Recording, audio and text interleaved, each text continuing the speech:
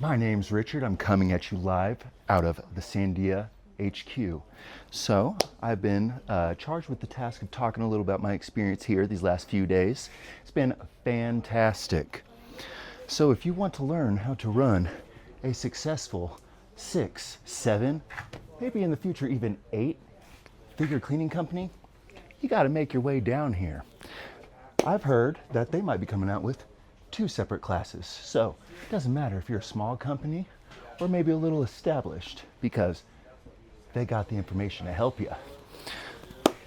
We're pretty big. We're about the 350 grand mark right now per year. We got 2 full teams of 3. We came here, we're ironing out the kinks.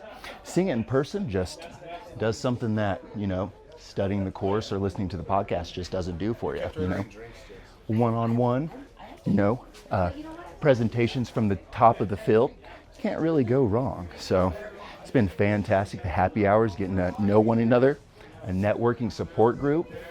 You really get to hear from other company owners who have taken the leap without seeing the net, and somehow the net always catches them. We live in this world of abundance.